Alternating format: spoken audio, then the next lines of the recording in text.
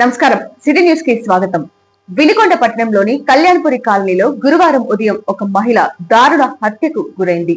సమాచారం అందుకున్న పోలీసులు వెంటనే సంఘటనా స్థలానికి చేరుకుని దర్యాప్తు చేపట్టారు.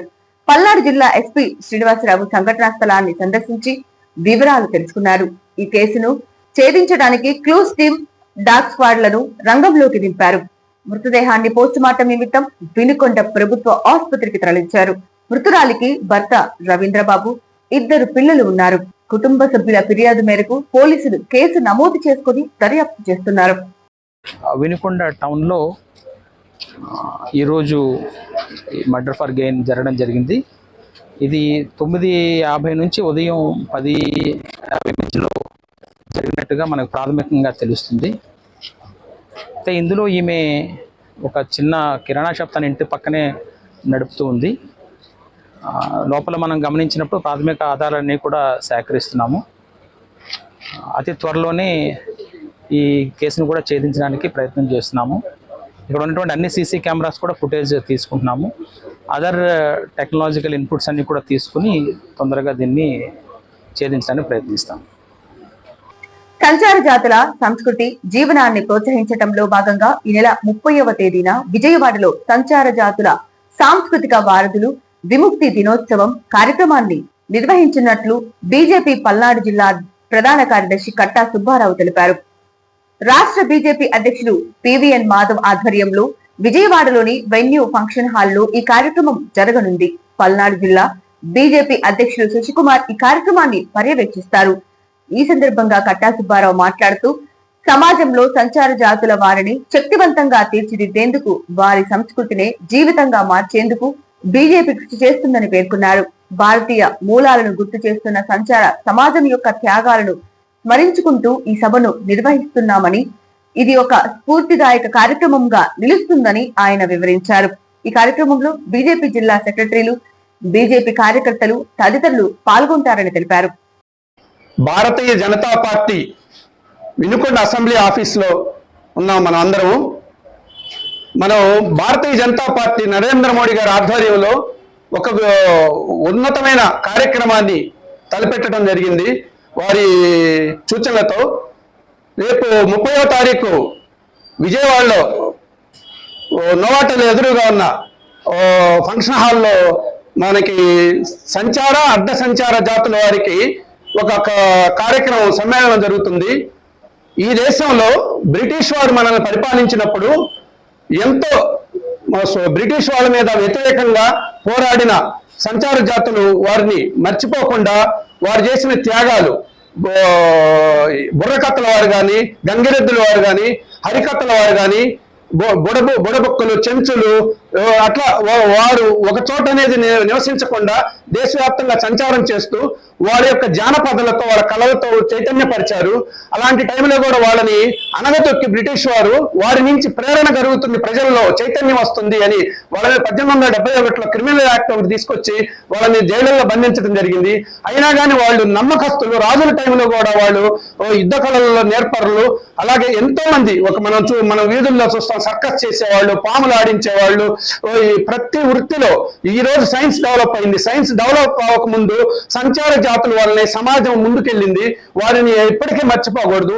ఎందుకంటే గతాన్ని రాబోయే వర్తమానాలు వాళ్ళకి తెలియజేస్తూ, గతంలో పడ్డ కష్టాలని వారి గురించి రాబోయే సమాజానికి తెలియజేసి, వారికి ఉండటానికి ఇల్లు, విద్య, వైద్యము అన్ని రంగాల్లో వాళ్ళని తీసుకొచ్చి అలానే వాళ్ళని ఎంతో గుర్తించి వాళ్ళకి పద్మ అవార్డులు కూడా ఇవ్వడం జరిగింది నరేంద్ర మోడీ గారు.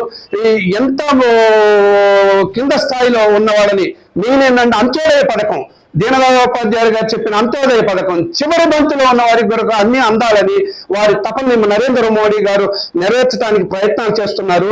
ఎందుకంటే ఇప్పుడు మనం పద్మ అవార్డు ఇవ్వడం కానీ వాళ్ళ కళాకారులకి, వాళ్ళ వృత్తుల వారికి ఒక ప్రత్యేకత కల్పించడం కోసం ఎంతో చేస్తున్నారు. మనం కూడా ప్రతి ప్రాంతంలో, మన ప్రాంతంలో ఉన్న వాళ్ళని గుర్తించి రేపు ఆ కార్యక్రమాలకు వెళ్ళడానికి మేము ప్రయత్నాలు చేయబోతున్నాం, చాలా మందిని కలవటానికి. ఇక్కడ భారతీయ జనతా పార్టీలో ఉన్న మా మిత్రులందరూ సహకారంతో ఇక్కడ జిల్లా ప్రధాన కార్యదర్శిగా నేను సూచనలతోటి వీళ్ళందరినీ సహకరించుకొని ఎంతో మందిని రేపు కలవడానికి పోతున్నాము. ఈ కార్యక్రమం దిగ్విజయం చేయాలి. ఎందుకంటే సమాజంలో ఉన్న అట్టడుగు వారిని పైకి తీసుకురావటమే మన అభివృద్ధికి చిహ్నాలు. వారి యొక్క త్యాగాలను మనం గుర్తు చేసుకోవాలి. ఈ అవకాశం ఇచ్చిన ఇక్కడ అందరికీ ప్రత్యేకంగా ధన్యవాదాలు తెలియజేసుకుంటూ పేరు పేరున ఇప్పుడు మనం గోళ మస్తాన్ వీళ్ళందరికీ కూడా ప్రత్యేక ధన్యవాదాలు తెలియజేసుకుంటున్నాం. ఢిల్లీలోని ఆంధ్రభవన్ లో ఉన్న అంబేద్కర్ విగ్రహం వద్ద మాల మహానాడు జాతీయ అధ్యక్షుడు గోళ్ల అరుణ్ కుమార్ ఆదేశాల మేరకు రాష్ట్ర అధ్యక్షుడు డాక్టర్ గోదా జాన్పాల్ నేతృత్వంలో నిరసన నిర్వహించారు. 2 తెలుగు రాష్ట్రాల ప్రభుత్వాలు ఎస్సీ వర్గీకరణపై తెచ్చిన ఆర్డినెన్స్ ను రద్దు చేయాలని, ప్రస్తుత పార్లమెంటు సమావేశాల్లో దీనిపై చర్చించాలని వారు డిమాండ్ చేశారు. ఈ సందర్భంగా డాక్టర్ గోదా జాన్పాల్ మాట్లాడుతూ ఎస్సీ వర్గీకరణ పేరుతో మాల మాదిగలను విభజించటం రాజ్యాంగ వ్యతిరేకమని, ఇది వారిని అణిచివేయడమేనని అన్నారు.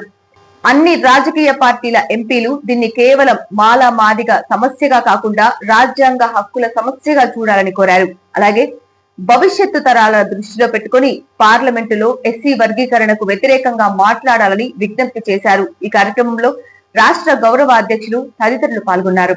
ఈరోజు మాల మహానాడు జాతీయ అధ్యక్షులు గోళ్ల అరుణ్ కుమార్ గారి నేతృత్వంలో ఏదైతే రాజధాని హెడ్ క్వార్టర్ దేశ రాజధాని ఢిల్లీ నడిబొడ్డులో ఉండబడేటటువంటి పార్లమెంటు సభ్యులు కేంద్ర మంత్రులకి మాల మహానాడు ఆంధ్రప్రదేశ్ రాష్ట్రం నుండి ప్రత్యేకమైనటువంటి విన్నపం. ఆంధ్రప్రదేశ్ అలాగే తెలంగాణ 2 తెలుగు రాష్ట్రాల్లో ఎస్సీ వర్గీకరణకు సంబంధించి 2 ప్రభుత్వాలు తీసుకొచ్చినటువంటి వర్గీకరణ ఆర్డినెన్స్ని రద్దు చేయాలని మాల మహానాడు డిమాండ్ చేస్తూ ఉంది. ఏదైతే గౌరవ సుప్రీంకోర్టు 2021 జనాభా లెక్కలు వేయాలని, ఈ 2026 జనాభా లెక్కల తర్వాత 2 తెలుగు రాష్ట్రాల్లో ఉండబడేటటువంటి మాలామాదిగల వెనుకబడుతనాన్ని గుర్తించాలి, అణచివేయబడినటువంటి వర్గాలను గుర్తించాలని ఇచ్చినటువంటి సుప్రీంకోర్టు తీర్పును బేఖాతరు చేయకుండా ఏదైతే తొందరపడి 2 తెలుగు రాష్ట్రాలు మాలామాదిగలను విడగొట్టడానికి తెచ్చినటువంటి ఆర్డినెన్స్ని రద్దు చేయాలని ఈ దేశంలో ఉండబడేటటువంటి కేంద్ర ప్రభుత్వం బీజేపీ ఏదైతే ఉందో, మీరు మాలామాదిగలను విడదీయడానికి చేసినటువంటి సాహసం ఏదైతే ఉందో, ఆ రిజర్వేషన్స్ డాక్టర్ బాబాసాహెబ్ అంబేద్కర్ గారు ఉన్నటువంటి సమయంలో ఇచ్చినటువంటి 15% రిజర్వేషన్ని 25%కి పెంచే దమ్ముందా అని ఈరోజు కేంద్ర ప్రభుత్వాన్ని డిమాండ్ చేస్తూ ఉన్నాం. ఈ దేశంలో ఎస్సీ ఎస్టీల మీద నిరంతరం దాడులు జరుగుతూ ఉంటే అణచివేయబడినటువంటి వర్గాలుగా, నిరంతరం అస్పృశ్యులుగా వెలివేయబడినటువంటి జాతులుగా చూస్తూ ఉంటే ఎస్సీ ఎస్టీలకు ఉండబడినటువంటి వజ్రాయుధమైనటువంటి చట్టాన్ని నీరుగార్చే దిశగా 2014లో సుప్రీంకోర్టు ద్వారా 41 నోటీసులు ఇప్పించడానికి ప్రయత్నం చేసినటువంటి బీజేపీ ప్రభుత్వం ఈరోజు కేంద్ర మంత్రులకి పార్లమెంటు సభ్యులకు విన్నపిస్తూ ఉన్నాం. 41 నోటీసులు ఇవ్వకుండా చట్టబద్ధత చేయాలి ఎస్సీ ఎస్టీ చట్టాన్ని, అలాగే 9వ షెడ్యూల్లో చేయాలని డిమాండ్ చేస్తూ ఉన్నాం. ఈరోజు దేశవ్యాప్తంగా ప్రభుత్వ సంస్థలన్నీ ప్రైవేటు సంస్థలుగా చేస్తున్నటువంటి నేపథ్యంలో ప్రైవేటు రంగాల్లో రిజర్వేషన్ కావాలని డిమాండ్ చేస్తూ ఉన్నాం. ఈ డిమాండ్ ప్రతిపాదనని పార్లమెంటులో ప్రతి ఒక్క పార్లమెంటు సభ్యులు, కేంద్ర మంత్రులు ప్రస్తావించాలి. ఈ దేశంలో మెజారిటీ ప్రజలు కలిగినటువంటి దళితులు, గిరిజనులు, బహుజన మైనారిటీ వర్గాల హక్కుల్ని కాలరాయడానికి కాదు, వాటిని నిలబెట్టడానికి దిశగా ఉండాలని కేంద్ర మంత్రుల్ని అలాగే బీజేపీ ప్రభుత్వాన్ని డిమాండ్ చేస్తూ నేడు ఢిల్లీలో మాల మహానాడు జాతీయ అధ్యక్షులు గోళ్ల అరుణ్ కుమార్ గారి ఆధ్వర్యంలో రాష్ట్ర అధ్యక్షుడు డాక్టర్ గోదా జాన్పాల్గా డిమాండ్ చేస్తా ఉన్నాం.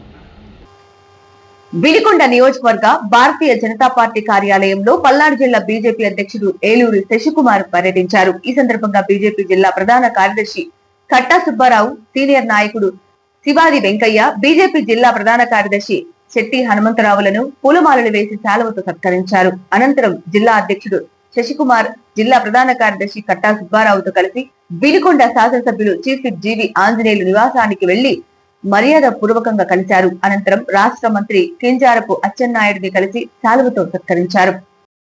సిటీ న్యూస్ ఇంతటితో సమాప్తం. తిరిగి రేపటి సిటీ న్యూస్ లో మళ్ళీ కలుద్దాం. అంతవరకు సెలవు. నమస్కారం.